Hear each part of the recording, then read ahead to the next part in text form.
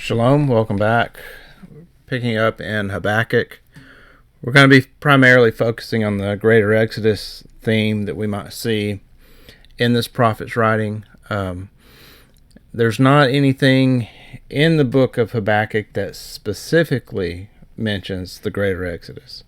However, I do think that calling upon the experience that we have looking at the other prophetic books, I think we can't figure out that some of what Habakkuk is speaking about could pertain to the time right before the greater Exodus, and I think there is an allusion in chapter 3 that this book is giving us some information about the greater Exodus.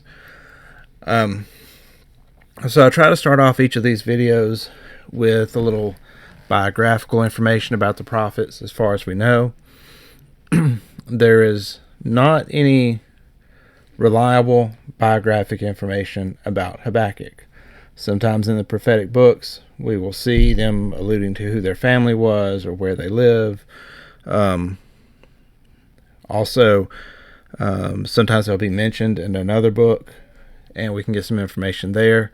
Habakkuk there's not the case with Habakkuk. He's just not mentioned in the other books, and there's not a whole lot of information other than the fact that he prophesied about the Babylonians and the destruction of Jerusalem. So that would typically indicate that the book of Habakkuk was written sometime before the destruction of Jerusalem, sometime in the 600 BC era, possibly around 605.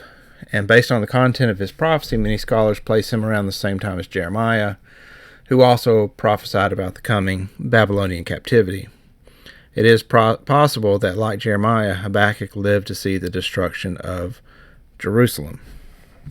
So, we're going to go ahead and get into it. I'm going to go through the entire book. Because the books are so short, like a lot of these minor prophets, I'd rather just go ahead and go through the whole book and read the whole thing. And I think it's good to just hear the scripture read just for the experience of reading it, and then when we come to a part that I think may allude to or have something to do with the greater Exodus, then we'll stop and discuss that.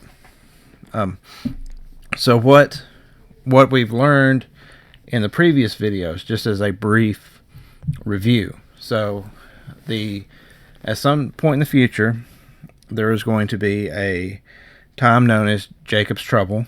I personally believe that we are already in Jacob's trouble. This Jacob's trouble, I believe, coincides with the time that Satan has been released from his captivity of 1,000 years after the destruction of Jerusalem. He is waging war against the saints and deceiving the whole world to turn them against biblical Israel, not to be confused with the Rothschild-created state of Israel in the Middle East. And that during this time period, we're going to have the land of Palestine occupied by the Edomites, which, if you've watched my series on who is Esau Edom, you'll see that we are actually in that time now. And God says that when you see Edom get together with a company of nations and give Palestine to themselves, that from that point forward it's going to be a short time until Israel comes home. Israel will soon come home. He also commands the land of Palestine to bear fruit, and in the process of bearing fruit, it is preparing itself for the Israelites to come home. There's going to be two nations that Edom is going to take over, one of them, of course, being there in the land of Palestine in the Middle East. I believe, and this is just my theory, I believe that the other nation is actually Ukraine, and we're seeing the takeover of that nation right now. And if you have paid attention to what's going on in Ukraine, you'll understand why I say that. Most people just watch the mainstream news. They just read the mainstream propaganda headlines, and they don't actually look at who's doing what and who's involved in that. But the Edomites are very, very heavily involved in it. And I believe that that is their goal. In fact, they've stated their goal, that that's what they want to do, that it's going to be kind of like a second Israel for them, and that they view that as their other ancient homeland, because the tribes that occupied that area is who they are descended from. So if you don't know what I'm talking about, watch the series on Who is Esau Edom, and you will, by the time you get through that, you will know exactly who Edom is. So at some point, while Edom is occupying the Middle East territory there, known as the Promised Land, there's going to be a catastrophe in biblical Israel's land, where the tribes are scattered. It sounds like it might possibly be a nuclear war. It's definitely something involving Edom. It is also, Edom appears to be using foreigners to actually carry out the acts of violence against Israel. And it is in the midst of this that God intervenes directly to save biblical Israel, the tribes of Israel, from Edom and the nations that Edom brings against them. And at that point, he is going to bring the children of Israel, true biblical Israel, back into the land of Palestine, and then at that point it will become the land of Israel again. And I think that brings us up to where we are, like that bringing the people out of the land where they're scattered and bringing them back into their ancient homeland in Palestine. That in itself is the greater Exodus. And almost every prophet speaks about it at one point or another. Okay, so we will now go ahead and jump into it. Habakkuk 1:1. The oracle which Habakkuk the prophet saw, how long, O Yahweh, will I call for help, and you will not hear? I cry out to you, violence, yet you do not save. Why do you make me see iniquity, and cause me to look on wickedness? Yes, destruction and violence are before me. Strife exists, and contention arises. Therefore the law is ignored, and justice is never upheld. For the wicked surround the righteous, therefore justice comes out perverted. Look among the nations and observe. Be astonished. Wonder, because I am doing something in your days. You will not believe it if you were told. For behold, I'm raising up the Chaldeans, that fierce and impetuous people who march throughout the earth to seize dwelling places which are not theirs. So like many of the prophecies, there's a direct revelation, or rather I should say a direct fulfillment of the prophecy, and then there's also these cyclical patterns that you see. So in the book of Revelation, where John was prophesying through this apocalypse about the coming destruction of Jerusalem, he referred quite often back to the earlier prophets speaking about the first destruction of Jerusalem, because it's a pattern. And so John was using these prophecies that detail the first destruction of Jerusalem to also describe the second destruction, because it is a cyclical pattern. So even though the Chaldeans are the ones who are being brought against Israel here to destroy Jerusalem, there's going to be a calamity before the greater Exodus, and we can probably learn from this ancient calamity that's being described by Habakkuk. We can learn about the coming calamity, because God works in patterns, and if you understand what happened before, you can understand what's happening in the future. So I do believe that we should expect to see similar patterns of behavior among the Israelites today as there were in the ancient days. We should see the same type of army brought against them, similar destruction, such and so forth. So recording this video in the year 2023 in the summer, we've had several years of these communist riots raising up. Different, Antifa itself is just a communist organization, an Edomite communist organization, and even organizations such as Black Lives Matter were founded by Marxists, and they themselves are being run by Edomites at the top. It's not a black organization. It's kind of like the NAACP. It was founded by Edomites and run by Edomites, but it was like a propaganda arm that they used to control the blacks. In fact, there wasn't a black president of the NAACP for like the first 50 years of its existence. They were all Edomites that were there, as a president of that organization. Destruction and violence are before me, strife exists, and contention arises. That's something we've seen. Why do you make me look on wickedness? Really, you just got to turn on the television. You see behaviors and identities and sin that Yahweh calls an abomination being celebrated, being practically mandated in some ways. Therefore the law is ignored, and justice is never upheld, for the wicked surround the righteous. Therefore justice comes out perverted. We're literally living in that time when good is evil and evil is called good. So, an extremist is someone who has a homestead, a wife, and children, homeschools them, raises their own food, worships Yahweh, lives peacefully, is somewhat self-sufficient. That in itself is regarded as an extremist. But men who wear dresses and molest little children and expose themselves to children in these abominable shows, like all this wickedness that's going on, is celebrated. It's called a right, and we are, and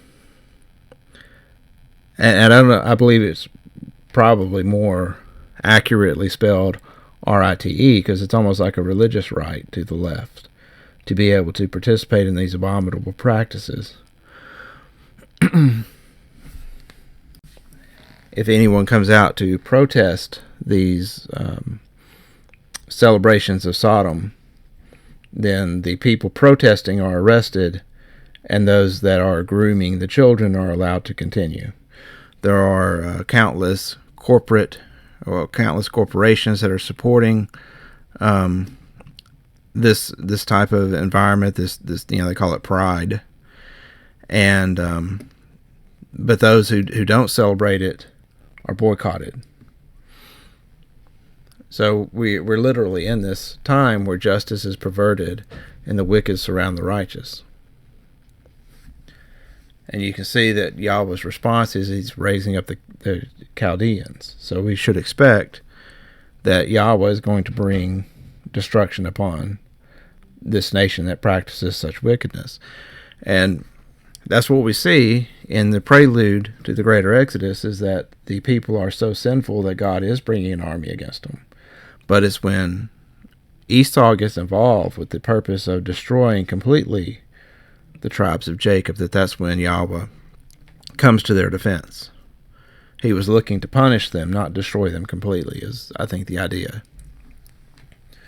Habakkuk 1:7, they are dreaded and feared, speaking about the Chaldeans. Their justice and authority originate with themselves. Their horses are swifter than leopards and keener than wolves in the evening. Their horsemen come galloping. Their horsemen come from afar. They fly like an eagle swooping down to devour. All of them come for violence. Their horde of faces move forward. They collect captives like sand. They mock at kings and rulers, are a laughing matter to them. They laugh at every fortress and heap up rubble to capture it. Then they will sweep through the wind and pass on, but they will be held guilty, they whose strength is their God. So this passage could be equally applied to both the Chaldeans and the Romans, who destroyed Jerusalem the first two times. And I believe that when the children of Israel have their calamity begin, we should also see this pattern continuing.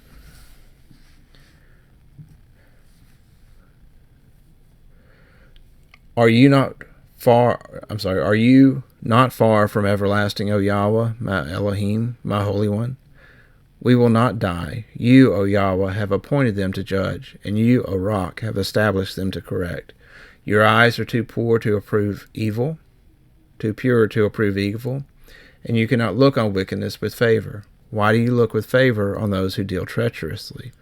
Why are you silent when the wicked swallow up the man more righteous than himself? Why have you made man like the fish of the sea, like a creeping thing without a ruler? He brings all of them up with a hook, drags them away with his net, and gathers them together in his fishing net. Therefore he rejoices and is glad. Therefore he offers a sacrifice to his net, and burns incense to his fishing net, because through these things his catch is large, and his food is plentiful. Will he therefore keep on emptying his net, and continually slay nations without sparing? One thing I want to make a note about here is in verse 13 through 17 in the NASB. Like I'm using the NASB for this particular video. The Hebrew is masculine singular, but the NASB translated as plural. So I had to go in and corrected the text to get it more accurate to the Hebrew. Because especially in verses 14 through 17, it's not speaking about they, they bring them up with a hook. They drag them away with their net. As the NASB says, it's he does it. So it sounds in a way like it's a single person. So for accuracy's sake, I did make that adjustment to the text. In the Habakkuk Pesher in the Dead Sea Scrolls, the early Christians that wrote those scrolls connected this to Paul. The wicked swallowing up the one more righteous than himself. And specifically, it was Paul swallowing up James.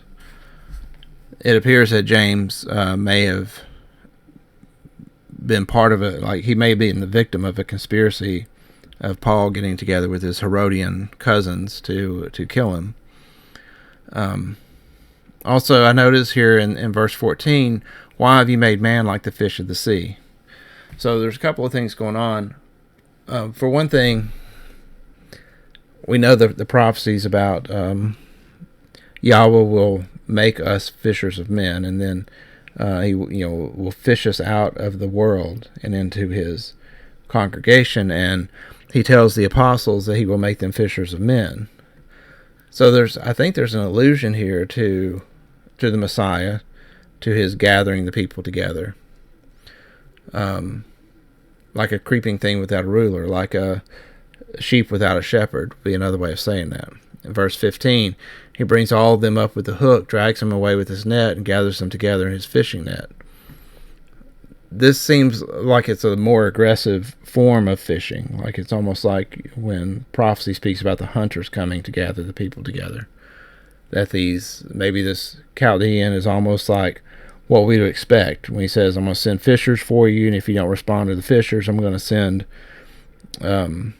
hunters. And so perhaps this could be describing that same prophecy just in different vocabulary, where if you don't respond to his fishing you, if you don't repent, in other words, then he's going to send the hunter, and the hunter is what you want to avoid. And the hunter would be the ones that put you in a position to where you have no one to turn to except for Yahweh.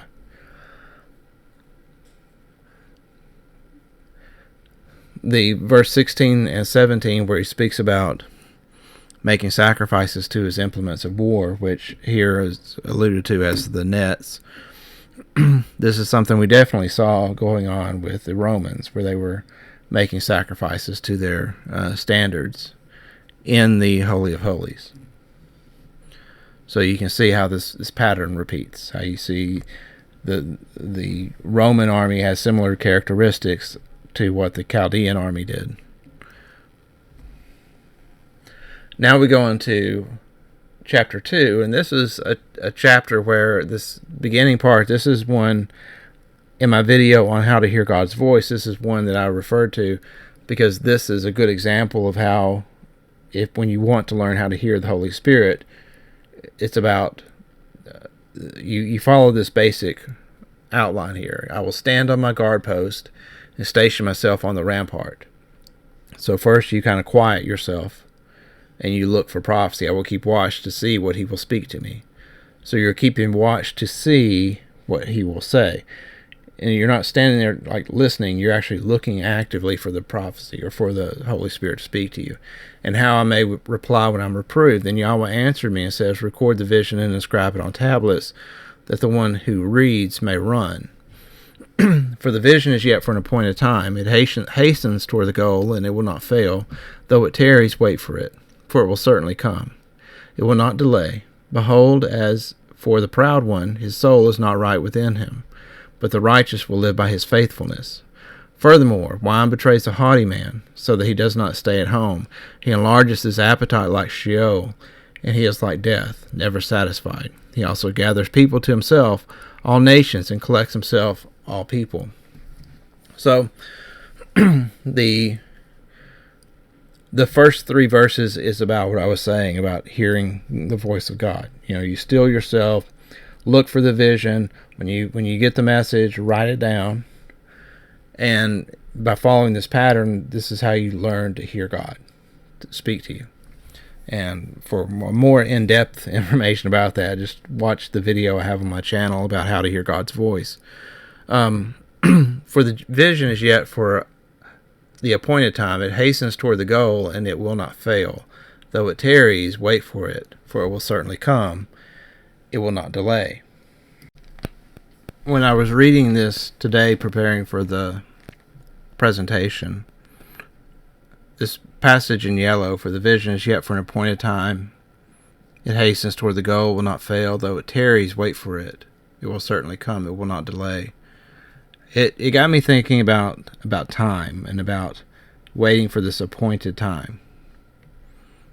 And it brought to mind Matthew, I think it's Matthew 24, where Yeshua says, there will be great distress unequal from the beginning of the world till now, never will be equaled again, and if those days had not been short, no one would survive, but for the sake of the elect, those days will be shortened.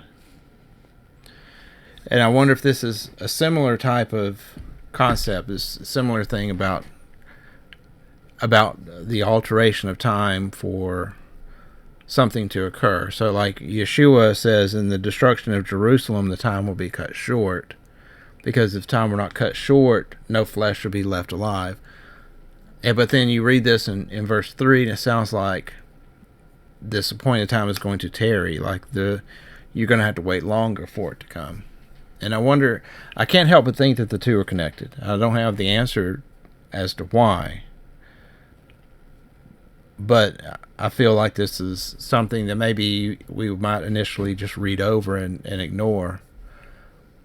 But perhaps things are going to go further than we would expect before Yahweh intervenes. And as I'm saying this, I remember in the Habakkuk Pesher where there's a passage where the author says that this is indicating that the last days will last longer than anyone has expected.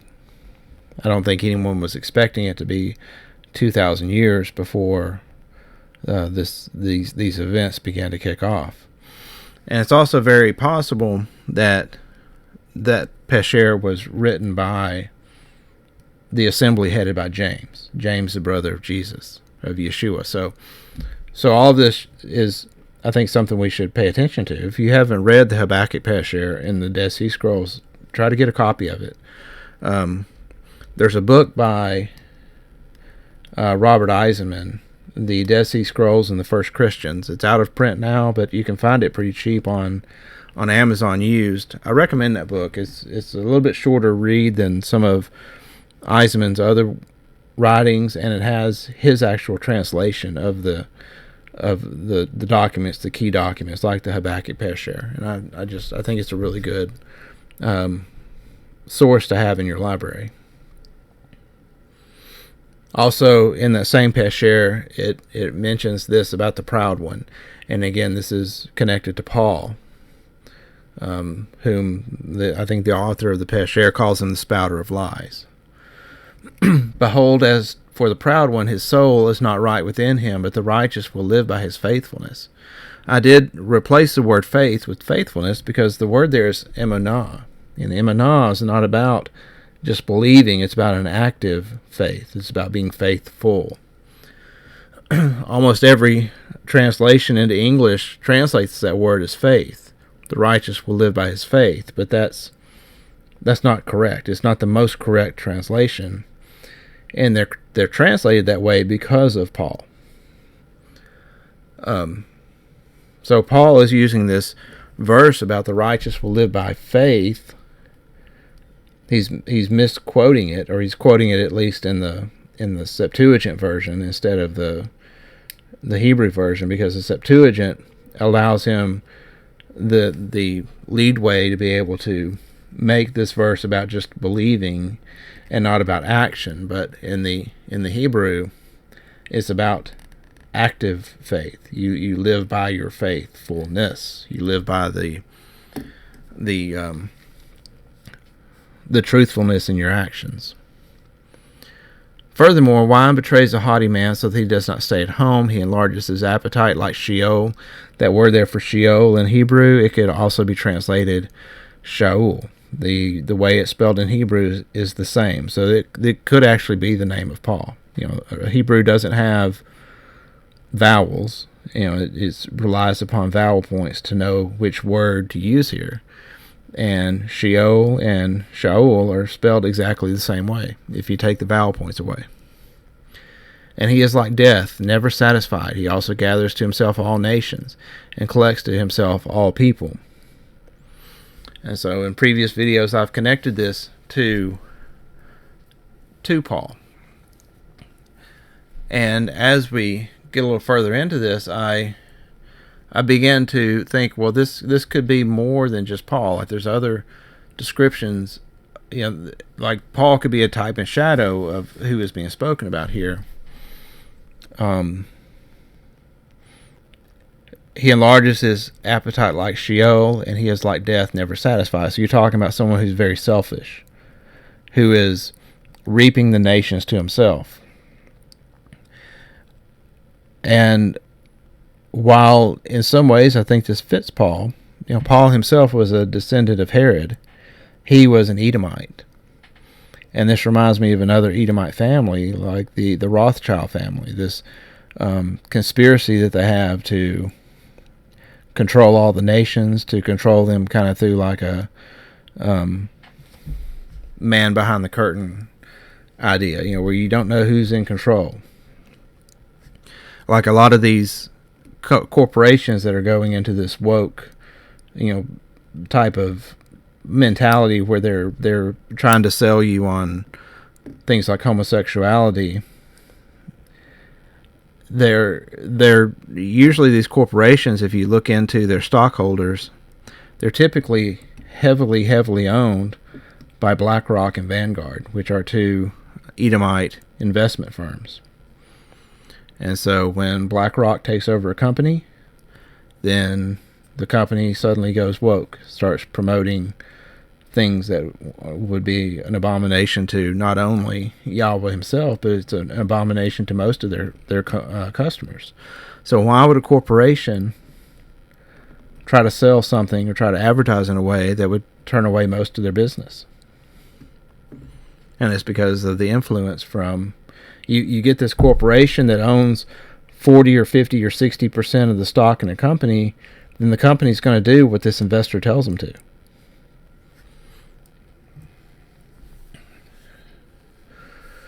And as we read further on, I think you can begin to see that a lot of this man being described here in Habakkuk chapter 2 not only fits what I was saying about Paul in the previous video, but it really fits the Edomites in general, and the way that they are using their influence in the financial industry and in the media and in all these different industries to gain control over people, to gain control over the nations. They're going forth to deceive the people, just like it is spoken about in Revelation, when Satan is released, the synagogue of Satan goes forth to deceive the nations. Habakkuk 2:6, will not all of these take up a taunt song against him? I believe the hymn is Edom. Even mockery and insinuous accusations against him, and say, woe to him who increases what is not his, for how long, and makes himself rich with debt. Now, most translations say make himself rich with loans. And I think that the translators are looking at this word optit, which means debt or pledges, not loans. But they're thinking, well, how would you make yourself rich with debt? And they think, well, I mean, if you took out loans, and you take out a loan, that can make you feel rich because you get this money, right? But a loan is what someone gives to you. So like if you're going to take out, if you're going to make yourself indebted, you take out a loan, and you're essentially giving the person that you're getting the loan from, you're giving them a promissory note. So you're becoming the debtor, and you're getting the loan. So the debt and the loan are not the same thing. And so the word optit does not mean loan. It means debt, or a pledge, or a promise to pay, which is what a promissory note is. It's actually what any financial note is. It's a promise to pay. So like you pull out like I'm in the United States, so I pull out a dollar bill, and it says Federal Reserve note. A note is a promise to pay. It's a debt instrument. So who makes himself rich with debt? Well, it's the central bank does. And who runs the central bank? Well, the central bank is run by Edomites. Will not your creditors rise up suddenly, and those who collect from you awaken? Indeed, you will become plunder for them. So the person who's going to be plundered, I don't believe, is the same one who's making himself rich with debt. I think that we are, we as the non-Edomite peoples, we're allowing this system to be used and to run our monetary system, and then the person being made rich with debt, of course, is the people at the top, the Rothschild banking industry and the Edomite banking families. And then they're going to use that to plunder the nations which follow this monetary policy. And at some point, the creditors are going to come expecting their due. And this is something people have been talking about for years, the amount of, for instance, and again, I'm looking at this from the perspective of the United States because that's where I live, but there's other nations that this is true about. Like China owns a big portion of our debt. Russia owns a big portion of our debt. And these creditors are hostile toward us. So if they decide to rise up suddenly and collect our debt, then that's usually something that would involve a war and destruction and poverty and the same environment that we see spoken about by other prophets right before the greater Exodus. Because you have looted many nations, all the remainder of the people will loot you, because of human bloodshed and violence done to the land, to the town and its inhabitants. Woe to him who gets evil for his house, to put his nest on high, to be delivered from the hand of calamity. You have devised a shameful thing for your house by cutting off many peoples. So are you sinning against yourself. Surely the stone will cry out from the wall, and the rafter will answer from the framework. I just highlighted that about the stone crying out because of Yeshua's words. When he was asked to silence the people by the Sadducees, he says, if these people remain silent, the stones will cry out. And as far as the rafter will answer from the framework, when Yeshua was crucified, this stone fell from the lintel to the door of the temple, and it ripped the curtain. So again, you have this being fulfilled in the time of Yeshua, stones crying out, the rafters falling from the frame of the temple. Woe to him who builds a city with bloodshed and founds a town with violence. Is it not indeed from Yahweh of hosts that people will toil for fires and nations will grow weary for nothing? When you're dealing with a fiat-based monetary system of debt, you're essentially doing that. You're growing weary for nothing. The people toil for fire. Now, one translation I saw said that the people work to feed the fire. So the people work to feed the system. And again, that really is a accurate description of what's going on with these fiat-based debt monetary systems, because you have to keep feeding into it, or else the money becomes worthless. It's like a boat that's slowly taking on water, and you got to constantly be pumping the water out to keep the boat afloat. And if you ever stop working, it's going to sink. And that's the way it is with the system of money that these Edomites have put over us, is that you grow weary for nothing. You're working for nothing. It's all fiat. The people toil just to fuel the fire. It's like being stuck on one of those hamster wheels where you just got to keep running just to keep going. For the earth will be filled with the knowledge of the glory of Yahweh as the waters cover the sea. Woe to you who make your neighbors drunk, who mix in your venom even to make them drunk so as to look on their nakedness. That in itself, I think, is a good picture of the sinful state that our society's got into. Thinking about the internet pornography and all this stuff that, of course, again, is still run by Edom. Like all this stuff, that anything that these passages bring to mind for me is something that Edom runs and controls. So the porn industry, completely run by them. In verse 15, you will be filled with disgrace rather than honor. Now you yourself drink and expose your own nakedness. The cup in Yahweh's right hand will come around to you, and utter disgrace will come upon your glory. For the violence done to Lebanon will overwhelm you, and the devastation of its beasts by which you have terrified them. Because of human bloodshed and violence done to the land, the town, and its inhabitants.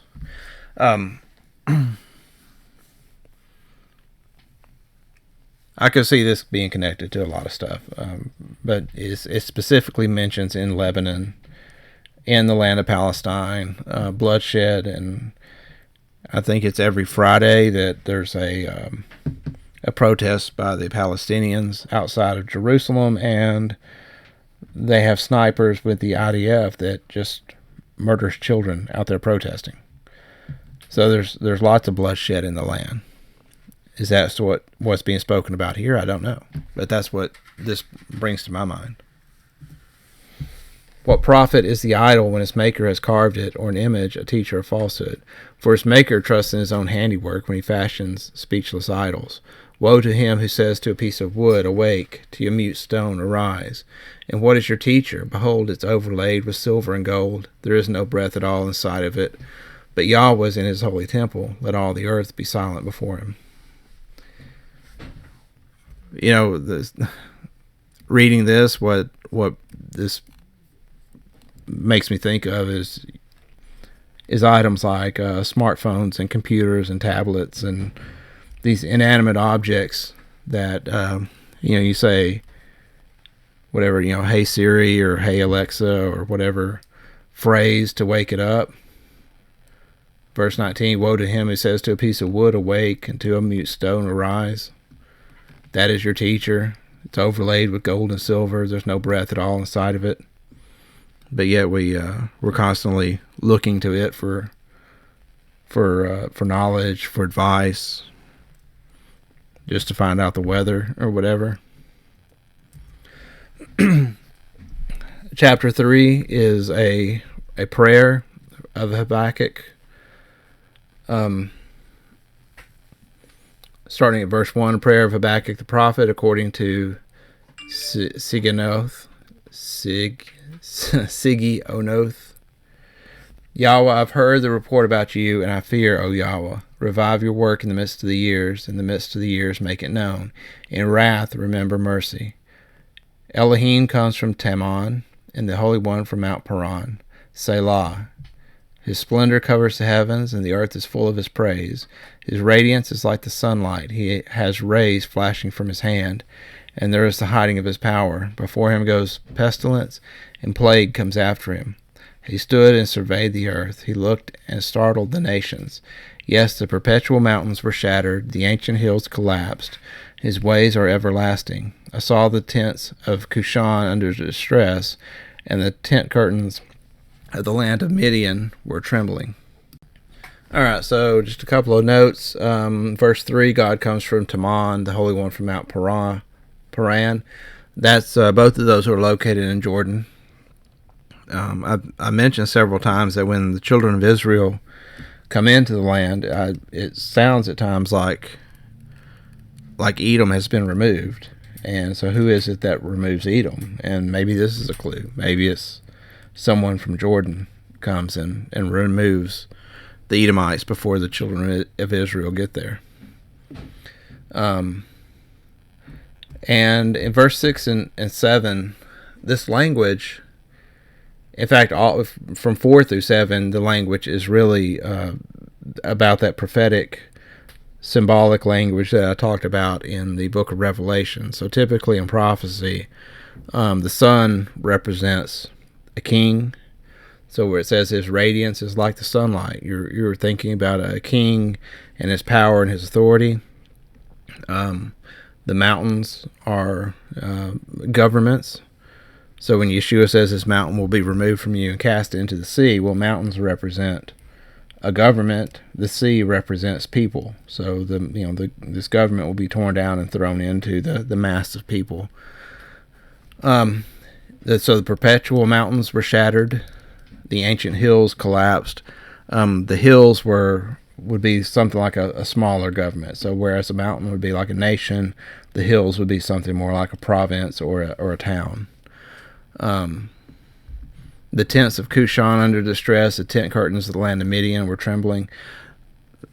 The tent has to do with the authority of a king. So like where Yahweh says in the book of Jeremiah that he's going to raise up the tent of David. This is about restoring the authority of the house of David.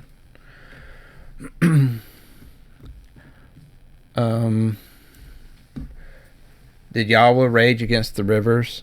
Or was your anger against the rivers? Or was your wrath against the sea that you rode on your horses, your chariots of salvation? Your bow was made bare, the rods of chastisement were sworn. Selah.